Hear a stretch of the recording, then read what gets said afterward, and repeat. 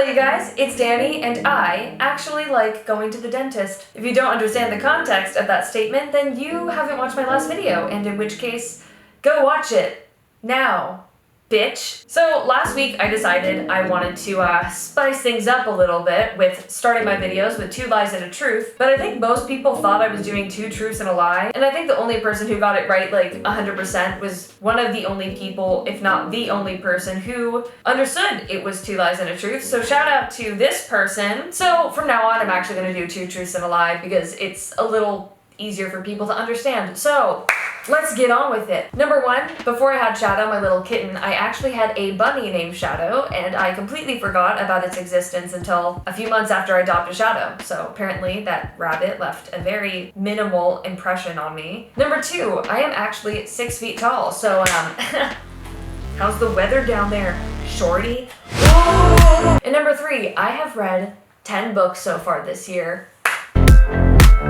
Yeah, so one of those is a lie. Guess in the comment section and I will, shout out someone who gets it right. So today I wanted to talk about the idea of something's wrong with me, or I guess the way I experience this thought or this belief most often is, what's wrong with me? This has been a belief or a thought that has entered my head consistently to the point where it's actively disrupted my life and made me less happy. I mean, what a tough, painful thing to believe about yourself. This idea that at the core of who you are, the truest form of you is inherently flawed, and you need to nitpick at yourself and figure out what's wrong with you in order for anybody to love you or think that you're good enough or be worthy of the type of love, acceptance, respect, understanding, whatever it is that you desire. One of the things that's like the most ironic part about this spiritual awakening, self-awareness / self-love, healing / being your most authentic self journey, TM, is the fact that sometimes we end up like doing these processes or are trying to learn to love ourselves because we think that there is something wrong with us. But the problem with this is every single time you make a decision from that place of trying to figure out what's wrong with me, you are reconfirming that belief that who you are now isn't okay. But here's the thing that kind of flipped a switch in my brain. Yesterday, I was having a conversation with myself, okay? Because I'm my favorite person and I love talking to myself. I'm not crazy, I'm just cool like that. It's like my mind on repeat was like, what's wrong with me? What's wrong with me? Stop thinking about this, stop doing this. And as this thought of what's wrong with me repeated over and over again in my head, at one point I looked at myself and I just kind of reached this wall. It was like I hit this block in my mind and I was like, I know the correct belief in terms of like this journey or what other people say is right, is that there's nothing wrong with you. You are like exactly who you're supposed to be, and like your most authentic self is perfect as you are, they are. Your authentic self is perfect, basically. So you hear this ideology all the time, but as I'm looking myself in the mirror, I'm like, if there's nothing wrong with me, why am I so miserable? If there's nothing wrong with me, why am I on this journey in the first place? Like, why am I trying to change myself? Why am I trying to grow? Why am I trying to evolve? Like, if there's nothing wrong with the way I am, what's the point of evolution? Why would anything change if everything's perfect? So I was kind of like asking myself these questions. I was like, what if it's not bad for anything to be wrong with you? And then that's when the switch kind of flipped and I kind of went past that barrier of thought or that conclusion that I had previously come to within myself, which is, what if there's nothing wrong with you, but there's a lot of things that are wrong for you? What if you are attaching yourself to places, things, people, ideas, beliefs that are not in alignment to the truth of who you are, and you're blaming your negative emotions, your uncomfortable experiences, the things in your life that you perceive to be going wrong on the fact that you are bad, on the fact that you are wrong. And in the process of that, you're feeling alone, you're feeling misunderstood, because you're linking up to things that aren't you. And because you aren't acting from that place of love for yourself, and because you aren't seeing your own worth, you make decisions that align you to the people around you. And you are condemning yourself or shoving yourself into this box because you don't think that anyone would ever be able to love or understand or see you if you don't force yourself to be something you're not. But you don't even realize you're doing this because of the fact that you are so heavily identified with these things. And instead of you maybe letting go of some of these things that may not be right for you, you're convincing yourself there's something wrong with you, and therefore you're not going to change. Let me give you an example. My whole life, I have identified myself as a peacekeeper, or as a person who is never angry, and I was a very unhappy person. So let's kind of break this down. What does it take to be a peacekeeper, or what does it take for me to not be angry? One, it takes shoving down my anger, and whenever that anger bubbles up or I feel rejected or hurt, 99.9% of the time I have to project that onto myself. So if I'm angry at someone, if my boundaries are violated, I don't want to make a fuss. So since being a peacekeeper, oh my god, since being a peacekeeper is my way of knowing that I'm going to receive love, it's the role that I have learned to identify with that gets my needs met most efficiently from my perspective, I take the anger that I feel that would threaten this role and therefore threaten the love I receive, and I push it all onto myself. So I say things like, I hate myself. You have no right to feel this way. You have no right to feel like this person shouldn't be treating you badly because you have to be the peacekeeper. You have to be the doormat. You have to be this person that makes themselves always nice no matter what, because of the fact that if you're not that way, nobody's going to love or care about you. And so the idea that there's something wrong with me was essential from my perspective to survive in childhood. It was essential for me to think there was something wrong with me in order for me to be the peacekeeper. But what I didn't understand is that I was never a peacekeeper. It was a role that I filled to get my needs met.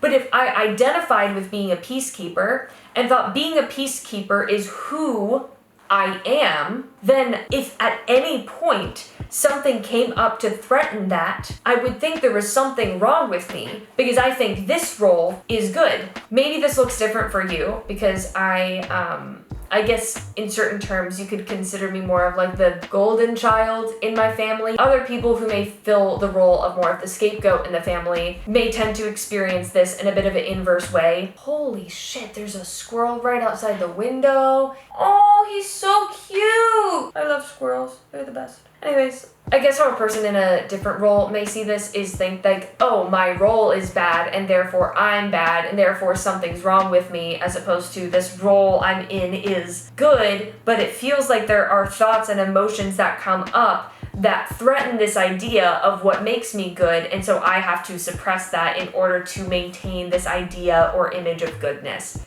if that makes sense. But both of these roles that are kind of the same but opposite of each other are fueled by the belief that there is something wrong with you. But that we're gonna get to another topic again, so let's get back on track. So if I believe this is me, a peacekeeper, a people pleaser, and I'm heavily identified and attached to this idea of self, then any thoughts, feelings, or experiences that contradict this worldview are going to be incredibly painful to me. This role of being a peacekeeper, while in my childhood, may have been a, consistent way for me to find love or validation or acceptance in others. It's not who I am, and now trying to fit into this role is actually hurting me. This role means I have to have really shitty boundaries. This role means I can never put myself first. This role means that I have to give up the truth of who I am in order to avoid any sort of form of conflict. So no wonder I'm miserable, because in order to have shitty boundaries, in order to never put myself first, and in order to be a doormat to the people around me, you know what I have to do? I have to hate myself. I have to tell myself there's something wrong with me. I have to tell myself that I'm not good enough, that I'm not worthy of love, and that the only love I'm ever going to receive is from the fact that being in this role is what makes me good. Being this idea of self, this identity is the only way anyone's ever going to see my value or worth. So any thought, feeling, or situation that threatens this role is going to feel like absolute hogwash to you, okay? It's gonna feel awful. The truth of who you are is beyond the external world. It's not an occupation. It's not a level of intelligence. It's not any of these things. The truth of who you are is something beyond words. It's something energetic, and you are subjecting to yourself to one tiny little dot when you are so much more than that and worth so much more than you're willing to accept. So when you're the people pleaser, for example, and anger comes up, you think this anger is bad, this anger is wrong, so whenever it comes up in you, you try to make sure nobody sees it. But this anger is actually an indicator saying, hello, the role that you're filling right now isn't authentic to who you are. It isn't true to who you are. Actually, our boundaries are being violated. Actually, the fact that people are disrespecting us isn't okay. I don't like the way that these attachments or relationships are contaminating my fields, so I'm going to become angry so that you can look at me and possibly see, okay, what do we need to adjust? What do we need to change? What do we need to let go? Because this anger, it's a communication. This anger isn't what's wrong with you. So this anger is a notification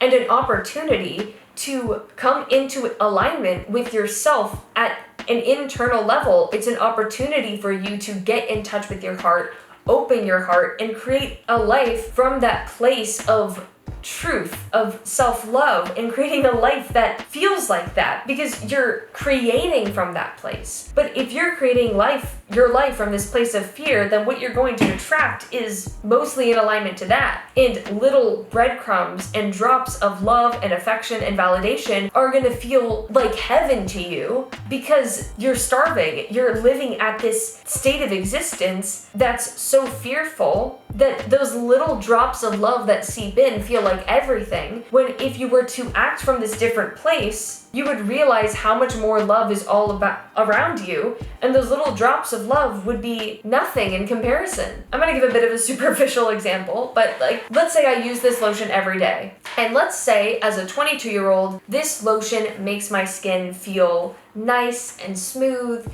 and moisturized and hydrated, and I feel so good using this lotion. So I get attached to this lotion. I get attached to the idea that my skin will never be good without this lotion, right? So I keep using this lotion for another 20 years. So now I use this lotion as a 45-year-old and my skin gets dry, my skin starts flaking, I start getting sick, and it turns out that now as a 45-year-old, this lotion is terrible for my health and it's no longer right for me. But because I'm attached to it and because I believe that I need this lotion for my skin to be good, I refuse to consider the possibility that letting it go is actually exactly what I need for my skin to be at its best. It used to be the thing that kept it at its best, but that may not be true for the rest of your life. When we say unattached from things, it doesn't mean you can never experience those things again. Attach from, or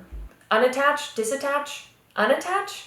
Let go. I'm gonna use the word let go. So for example, if someone tells you let go of alcohol, maybe that means quitting cold turkey. Maybe it just means allowing every moment to tell you if it is or isn't right with you, you know? If someone says let go of your need for validation, that doesn't necessarily mean you should never experience validation or never be open to that experience or opportunity. Maybe that just means if you're attaching yourself to needing validation, then perhaps you end up limiting yourself in the future because you're linking yourself up to that input, an input that may actually hurt you more than help you. You're not the things you attach to. You're not the lotion you use every day in the morning. You're not the fact that you're vegan or vegetarian. You're not the fact that you read books. You're not the fact that you journal every day. You're not even the fact that you're a person on a spiritual healing, self-love, whatever journey TM, right? That's not who you are. It's something you see as yourself. It's something you identify with. It's something you project onto who you are that was never who you were. So if you're unhappy, simply start observing your feelings and emotions and recognize that all of these feelings and emotions are little messages to tell you, hey, something you're holding on to is not you. It's not a match to you. If you were in alignment to your family, to your culture, to your society, at the most core level of who you are, then you would be satisfied with the world as it is. But if the world as it is, or what you are, the environment you're in, is outdated, or if it has expired, then how are you ever going to change the world? You're not. You're never going to want to evolve. But if your energy is not a match to it, then you have two choices. Either you separate yourself from that energy, you create wedges from you and that higher intelligence, and you try to conform to what's around you, or you choose to say, you know what? I'm willing to be judged by people. I am willing for people to be uncomfortable with me. I'm willing to accept negative reactions from the people around me because being my most authentic self is most important to me. And by being your authentic self, you're going to have no choice but to change the world around you and change the people around you. But if you're trying to be in alignment to everyone, all you're doing is allowing people to treat you as less than who you are. You're only coming into contact with things that are out of alignment with you because you're willing to be out of alignment with yourself. If you are unhappy in the world you're living in, if you feel like no one understands you and like you don't belong anywhere, then you are here to make a change. My dogs think someone's here. Come on, Mally. Hi. Yeah, it's okay. Anyways, if you feel like there's something wrong with you, then you are here to change the world. And I know that sounds super like big and cliche, but changing the world isn't just about,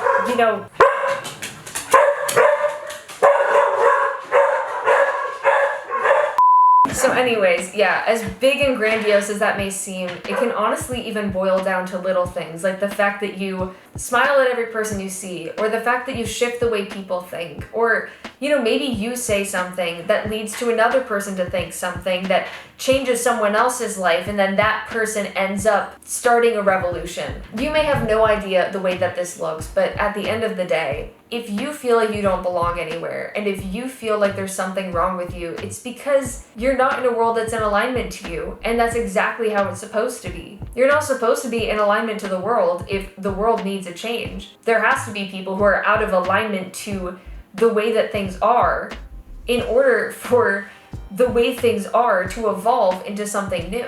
So honor the fact that you have felt like there's something wrong with you and that there are things that are wrong for you, because you get to enter a new reality where things are right. You play a part in creating that reality by being the truest form of who and what you are and rediscovering that self. As chaotic and all over the place this video was, I think I got my point across. Hopefully. Thank you for watching this video. If you liked it, hit that button. If you really liked it, then subscribe. If you are the coolest person in the world, hit the notification bell. And if you are even cooler than the coolest person in the world, like maybe like the coolest person, place, thing in the universe, hit the join button to join the Foxx tribe and, see some like extra little pieces of content I make. It's kind of like cool over there. Anyways, thank you. I love you, and I will see you all in another video. Oh, bye-bye.